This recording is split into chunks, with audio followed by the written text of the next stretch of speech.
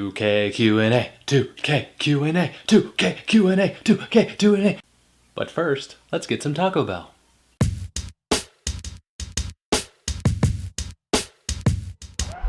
Today's agenda, got the suitcase up in the central. Go to room 112, tell them Blanco sent you. Deal with strangers, if no money exchanges. I got these kids and rangers to leave them niggas brainless.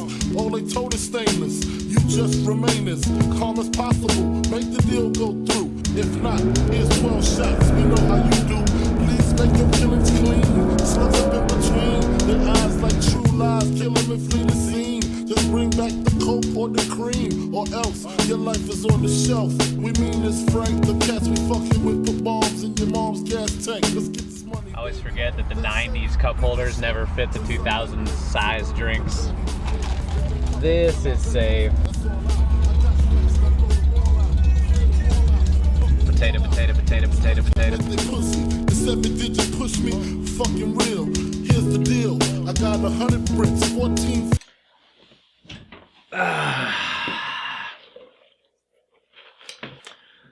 I'm not proud of what just took place, but it was good. It was real good. So you guys were pretty nice overall. I didn't get a whole lot of troll comments. I don't know how many comments total. Were on the video, but a decent amount, I thought. So let's just go ahead and get into it, right? So Brandon Maxwell asks, what got you into the car scene? You know, I don't know. I've loved cars ever since I can remember. Even before I had my very first car, just cars were something that I was obsessed with. Always loved all the Fast and Furious movies. Any movie, you know, Gone in 60 Seconds, anything that involved the car, I was pretty much dead set on that is my thing. So forever, I've just really been into cars. I don't know what the deal is, but I'm just one of those kids who was born with the motor oil in the veins. Second question from Andy Perez. What was your first car? My first car was a 1996 Acura Integra LS. It was an automatic, it was silver, but I love that car. It's a little, basically, coupe Acura Integra. When we bought it, I think it had like 90,000 miles on it or something, but it was in great shape. It was a great car. Actually, here's a funny story. When I was in high school, I won second place in our high school's auto show because I had this like crazy stereo system in it. I don't know why, but I think it was my cousin got me into basically putting in car audio and stuff in cars. So yeah, I had like a couple 12-inch subs and like this crazy audio system wired up. And yeah, I was one of those kids. My uncle has a super fast Miata and it could toast your STI. MFC Photos 1 says, what made you start a YouTube channel? This is one of those weird questions that I don't know if always has a completely single answer. So, you know, I'm fairly young and I sort of like have seen the transition from a lot of my entertainment coming from television and cable, kind of switching to the internet and YouTube and things like that. I'm sort of like fascinated by the idea that anybody can create a channel, which is basically you can put up whatever content you want so long as it sticks in the rules of what kind of like YouTube allows. So I just sort of found it extremely interesting that like somebody can decide, hey, I want to produce a small internet television show and see if people want to watch it and like just, I don't know, make cool content for the internet. So I used to be into things like on the Velocity channel, you know, overhauling and all girls garage and like all this like, you know, those kind of like weird general people in the garage working on stuff, showing you what they're working on. Used to love those shows and just kind of like got tired of them after a while, and it sort of transitioned into watching YouTube channels about cars and watching, you know, car reviewers and people talking about modding their cars and DIYs, Mighty Car Mods, like any of those type of videos. And I saw it kind of trickle from the bigger channels, my interests in like Mighty Car Mods and Jay Leno's Garage and those kind of like huge channels, and trickle down into people like That Dude in Blue, TJ Hunt, Doc M3, like people who still have huge followings in the grand scheme of things, but were at the time small relative to some of the major crazy channels. And I don't know, I found it interesting and fascinating that somebody could just start a channel out of thin air with nothing more than a camera or a phone and some interesting content in a garage, and just produce basically whatever they felt like producing. They could put on the internet, and if people liked it, they could click the like button, click the subscribe button, etc. I was always doing stuff in the garage, and a lot of my friends and other people they're not really that into cars. I'm not like super heavy into like car clubs in the area, so it's nice to have like people you can post a video, show like, hey, I got these cool new race harnesses, and people will say, man, that's awesome, like I like that, how did you do it, etc. Whereas some of the people I tell in real life are just like, what's a race harness? I was gonna read this one troll voice, but it's too long. Don't take this personally, but was a giant purple dildo too small for you? Oh, it's probably because the M3 vibrates more anyways. You right. Love driving my giant purple dildo. Chuck O83, Chucko, I like that username, asked, what is it like being totally insane? It's pretty crazy. Terrell Cook, local guy, cool guy, I've talked to him on Instagram here and there. What are the plans for the STI? So, as you know, I have the STI and the 95 M3. The 95 M3 is my track project. It's kind of like where most of the modification funds and stuff are going currently. The STI does have some plans. I'd like to do some of the exterior mods to it. I'd like to get a lip kit for it. I'd like to get aftermarket wheels and probably tires to kind of like widen the stance a little bit. I don't have anything crazy power-wise going on at the moment. You know, I could see down the line doing an accessport or some sort of like bass tune, but for now it's brand new, it's under warranty. I haven't really flushed out how I feel about doing the tunes and things based on how Subaru will respond when I bring the car in. And, you know, the EJ motors have been known to have problems here and there once you start modding them. I don't know. I'm sort of on the fence, and a lot of my attention at the moment is going to the M3. So the STI will definitely get some attention and definitely get more videos on the channel, but I don't know if we're gonna be doing like crazy, like big turbo, front mount intercooler, like super heavy modification stuff. Last Human's Garage asks, another good channel, go check them out. How long have you been growing your beard? I actually just trimmed it yesterday, but I've had my beard, I think, 4-ish years, but I trim it fairly regularly, you know, once a week or so. I basically keep it generally the same length. Every once in a while I'll go a couple weeks and let it grow out a little bit, but I don't have like huge, big Viking beard plans in my future. I do, you know, have to be semi-professional when I go to work, so I try to keep it tight, but still manly. Chris Matthew says, I only sub to your channel because of the Taco Bell runs. Please make more Taco Bell videos and Taco Bell unboxings. This was for you. T-Rex, the type of dude who steals a TV advertisement jingle and plays it in a loop behind every video's audio. You know you love that. SMW The Bar says, do you have or will you have a cobb access port? If so, how long until the mod bug bites? I do not currently have a cobb access port. I do know what they are, and I do have read an extensive amount about just like the base off-the-shelf tunes being much better than the Subaru tunes. That's something that potentially in the future I will get. How long till the mod bug bites was the part 2.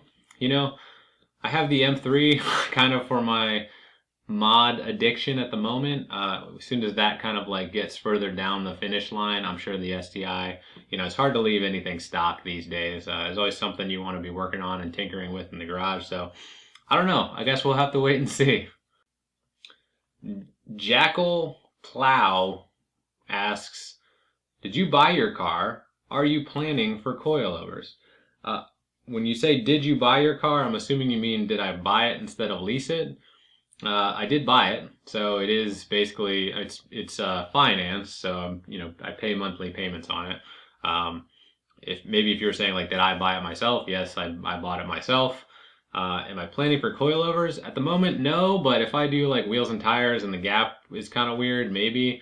The STI suspension I think is pretty good out of the box. I haven't had too many complaints about it being unruly or not up to standards when I'm kind of driving around on back roads and stuff. So at the moment, no, but potentially in the future. Rafael Fernandez asks, did you get an M3 for the sole reason of using that plate? So if you don't know, I just got a new license plate. It says Me Gusta with the ME being an M3. I used to have a couple E30s before. I've had a bunch of cars along the way, but I had a couple E30s, and I've always sort of been into BMWs ever since then. So I've had a few here and there, and M3 was kind of always on my radar, something I wanted, and I always kind of liked the plates where people used M3 in them. So I thought of Me Gusta a while ago, and finally had a reason to actually use it. I was actually going to put it on my old 330, but it makes a whole lot more sense on the M3. Jordan GoPro says, is the STI worth the money?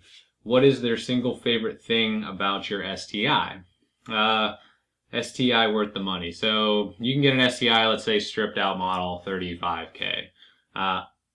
So I've had a WRX and the STI. I think that it's hard to give the WRX everything that the STI has, sort of, if you start considering like the driver controlled center diff and everything else, for the same price. Doing the upgraded brakes and everything is probably a grand or two. The center diff, you're probably never gonna swap. I don't know. I think in the current gen, there are definitely positives to the WRX than there are to the STI, and vice versa. Is worth the money to me. Obviously, I traded my WRX for the STI to buy it. And what is my single favorite thing about my STI? Honestly, I love the rumble. I know that's a stupid thing, but that's one of the reasons I was actually really positive about the current gen STI, is that I loved the old EJ motor in my last WRX, even just in its stock form. I really liked it. I just liked the experience that it provides, the kind of drama with the turbo boost with the turbo lag, and just the sound. I mean, it's hard to replicate that sound. When you hear that sound, it's a Subaru Boxer with the unequal length headers, and yeah, I don't know. That's probably my most favorite thing. The sound is sort of intoxicating. Dallin Jensen says, once the E36 is fully finished, do you plan on driving to track days? So I'll answer that two ways, because I'm not sure if you mean, do I plan on driving it instead of trailering it, or do I plan on doing track days? For sure, I plan on doing track days, and for sure, at least for the majority of the track days, I'll probably have to drive there. I have access to a pickup truck if I really need it. My grandfather has one, but I don't have a trailer, so I'd have to rent from U-Haul or find a buddy with one, etc. I don't know. My first track day, I'm considering maybe going through the hassle of getting the trailer and truck and everything just to make sure, just in case the M3 has problems, we can trailer at home if we need to, but I don't know. We'll wait and see. But my plan is just to kind of drive to the track if I have to. Benjamin Pemberton says, do you ever want to go forced induction on the M3, such as a centrifugal supercharger? We'll see. My plans on the M3 initially were to get it reliable and safe. So what that means to me is capable of taking me around the track, performing at track days without having any reliability problems, taking me to and fro the track after the track days without having any reliability problems, no overheating issues, no crazy leaks, all that stuff. And safe means like in the car with a helmet on, not bumping the roof. I got my cage and harness and everything now. Once I get all that out of the way, then I'm sort of looking more at performance-y mods. So maybe. Ricky Archundia says, what do you do for a living? So I am a software engineer. I write code. If you're curious what type of code, it's mostly C#. 420 Ninjas says, make more videos on the E36. I'm doing it. Tristan Albers, if Subaru ever offered the WRX and STI hatchback like the last generation, would you consider getting one instead? And what is your opinion on the hatchback? Do WRXs look better in sedan version or hatchback version?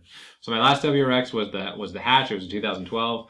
My current STI is obviously the sedan because that's the only one it's offered in.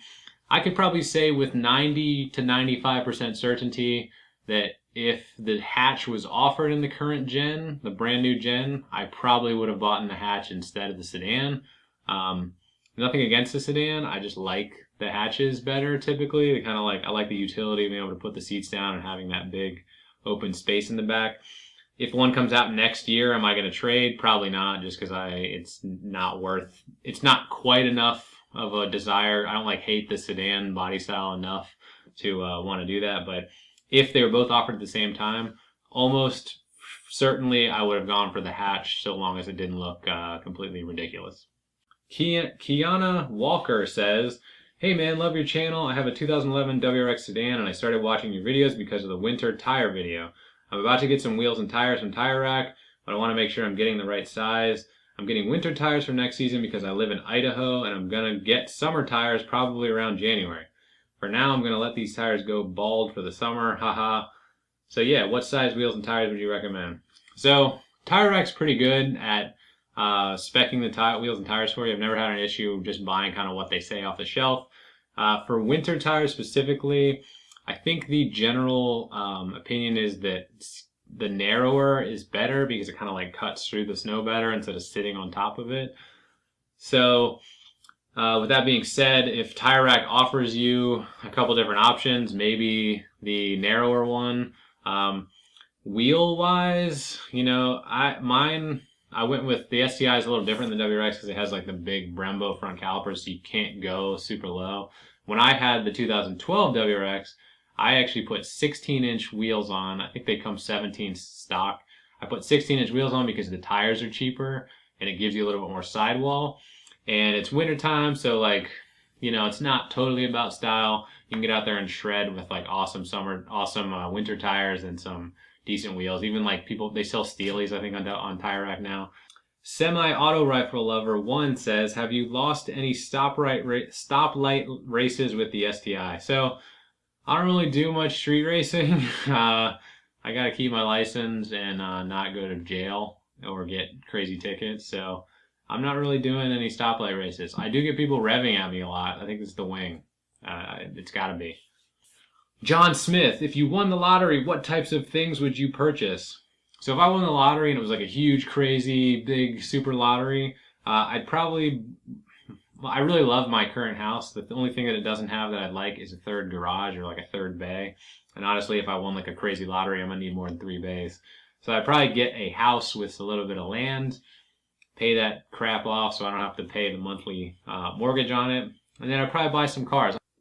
O Hernandez 13 says, "Congrats on 2K, dude. My question is, what is your favorite gen WRX? Also, what are your thoughts on Subaru coming out with a hatch in the next gen? I really wanted an STI, but I'm holding off in hopes that a hatch will come." So I hope they do a hatch. I would have bought a hatch in place of the sedan, but I don't know. You never know what Subaru's doing, and they're not very open about it. What is my favorite gen WRX though? Honestly, I know it's kind of old school, but I really like the bug eye generation. I don't know what it is about it. Their interiors are kind of crappy, but I think it was when I was in high school when they first came out, and I was I had a picture of one on my wall. And it was kind of the first legit WRX over here, and I don't know that because I was a kid and just kind of lusted after that car, it's sort of still my favorite. Joshua Lore, "What are your thoughts on having a fun car as a daily, such as an E30 or Miata, versus a regular car like a Civic or a Camry for a college student?" So it depends what you need, a Civic or a Camry. I had a Civic in college. There's nothing wrong with a Civic or a Camry. It is a little bit more boring, I guess, than E30 or Miata. If an E30 Miata, I've owned, so of these 4 cars you mentioned, I've owned 3 of them. I had 2 E30s, a Miata, and a Civic. The Civic basically never did anything to it besides oil changes. It just kind of lived. The Miata was a great car. If you don't need a whole lot of room and you're fairly small of a person, I'm huge and the Miata still worked for me. I don't know if I'd want to daily it every day, but Miatas are super basic, super easy to work on. I would put it like Civic if you don't want to do anything to your car. Miata if you want to kind of learn to do a few things here and there and work on stuff, but it's still pretty reliable. It still gets reasonable gas mileage. And then E30 is still really simple. It's older, a little bit older technology. Parts maybe it's still not hard, but a tiny bit harder to find than a Miata. and a tiny bit more expensive than a Miata. Honestly, they're all good choices. Depends on how much spare time you have to work on them. They're all pretty reliable. So yeah, any of those. I would prefer the E30 or the Miata, but that's just me. The MRKD1, the Mr. Kid one, maybe, I don't know how to pronounce that. What filter do you run on the STI? I'm assuming, are you talking about oil filter or air filter? Oil filter, I have the Subaru one, the one the blue one you can buy from the dealer, and the air filter, it's the one that came with it. Justin Ferreras, thoughts on the CVT WRX? So CVTs are not for me. I'm a manual dude, manual transmission guy all the way, so the CVT is kind of like the opposite of the furthest thing from a manual you can get. There's nothing wrong with it. It's opened up the market for WRXs for more people now that you can get like WRXs in more of an automatic form. I live in the DC area, so I do sit in a lot of traffic, but I don't mind that's shifting. So it's not for me, but I'm not gonna give anybody crap for not wanting to drive manual transmission. Alan Chantavisuk. I don't know if that's right. I'm sorry if I butchered your name. What first mod do you recommend doing as a WRX owner? My first mods are always basically tint or exhausts. If it didn't come with the Subaru STI SPT exhaust, I would have done that. And then I don't know what it is. I gotta have the window tint just to kind of like tone down the whole fishbowl look on the car. So those are my first two. And the exhaust, if you get a catback, doesn't take a tune, so you don't have to have like an access port or anything else. That guy from GTA, is it worth getting a 1516 STI or 1516 WRX? I'm still deciding what to get. Semi-auto rifle lover commented on his and said, depends what you use the car for. I use my 15 WRX as a daily work car and it gets great miles per gallon. It was the fastest car I could buy for under 30K. Both STI and WRX handle amazing. You hit corner speeds. They'll make your butt cheeks flex.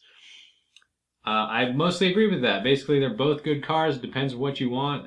The WRX is probably a better daily driver. It has a newer motor with better technology, theoretically, in the motor.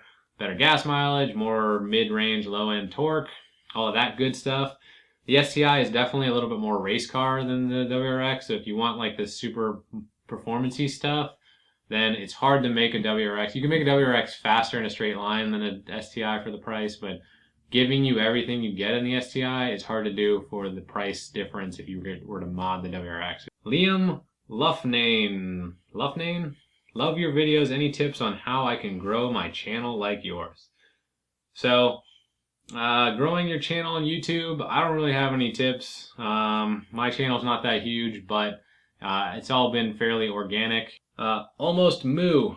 Is there any problem on your STI since you bought it? For example, interior is noisy, some engine parts have issues, etc. These kind of problems. I have not had any issues besides the blower motor video. So I showed you basically there's a panel you can buy to cover up the blower motor because it makes a lot of noise. If you have the right like pitched hearing or whatever, you can hear it. That's my only real problem. Everything else has been great. Hasn't been back to the dealer. Haven't had any like engine troubles, check engine lights, anything like that. Mr. Paul Dizzle says, sweet plates, can we get more frequent videos, please? Even if they're just day in the life kind of videos. Yes, I don't mind doing more videos if you guys want to see like more random stuff that I'm doing.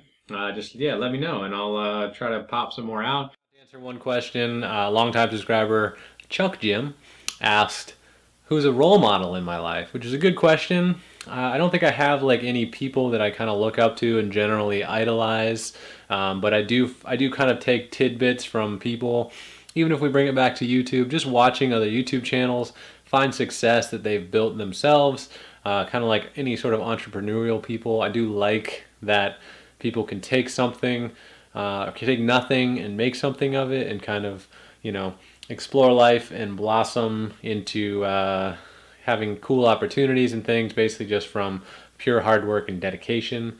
So yeah, I don't really have a role model, I would say, but I do like watching people's channels that kind of try to help promote motivation and good thoughts about life and just kind of like going out there and being a good person.